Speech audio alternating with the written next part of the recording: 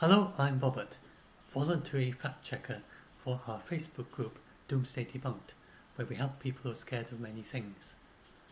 And this is one where people are scared because our day is 4 milliseconds shorter than it was in 1900. And they get scared because there's a passage in the Bible saying that Jesus will return at the end times, and at the end times the days will be shorter. Well, this is a tiny change. You can see it fluctuates so hugely all the time. And just before, in 1900 it was indeed 4 milliseconds longer.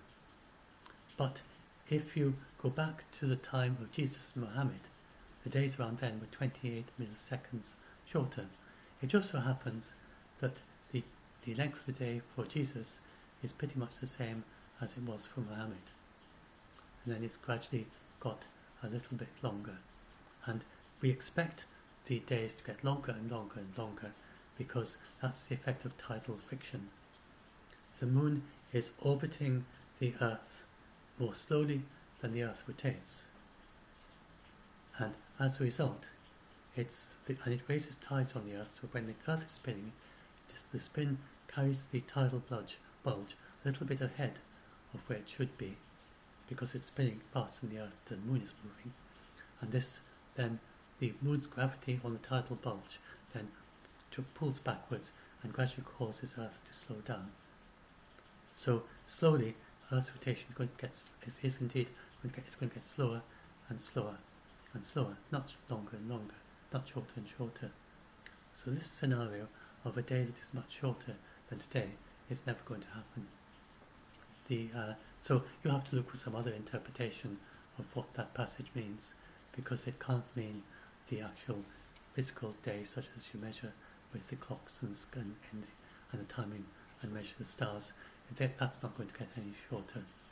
These little wiggles, but it's not going to get 28 milliseconds shorter. That's far larger than the natural variability. So the passage doesn't apply. This is a more magnified showing what's happening. It was 4 milliseconds ahead around 1900. And well, really that's about it. I explained about we know this very well. We know how the moon's orbit is increasing as well as a result of the laser reflectors that the Apollo astronauts installed. And why do we get these changes? Well, for instance, when there's stronger westerly winds, then the atmosphere in effect is spinning faster, and so by conservation of angular momentum, the Earth has to slow down. Because the processes that cause the westerlies to be faster mean that the Earth itself has to be very slightly slower. And you get things like the wind blowing against a mountain can have an effect. And there's lots of minor effects that cause the day to get shorter and longer. And if you look at it, 900 million years ago, the day was only 18 hours long. And if you go back to and 620 million years ago, the day was 21 hours. And then if you go all the way back to when the moon formed, do I have the figure there? And it retreats at about 1.5 centimeters, 3.82 centimeters a year, and that's roughly similar to the speed at which your fingernails grow. And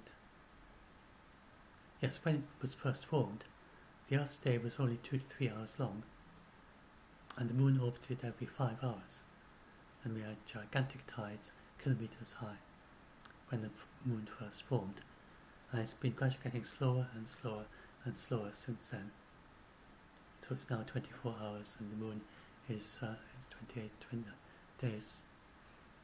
So yeah, that's it. I think I've answered everything here. So that was a quite simple one. There's nothing to worry about here.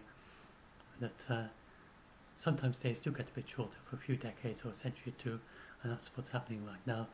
But eventually it's bound to turn around and start getting longer again, because that's what's happening. And the underlying trend is, so we can see, for instance, that in the year 2500, then you can expect it to be another 12 for another 14 or so milliseconds longer. That's it. I think hopefully you're less scared now if you were scared about the tape getting shorter.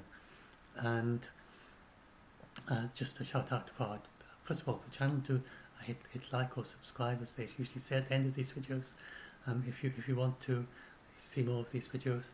And do join our Facebook group Doomsday Debunked if you're scared of these things, or if you want to help as a fact checker. Be sure to read the rules at the head of the group before you post or you contribute by way of comments, because they help us to help the group to run smoothly and help people.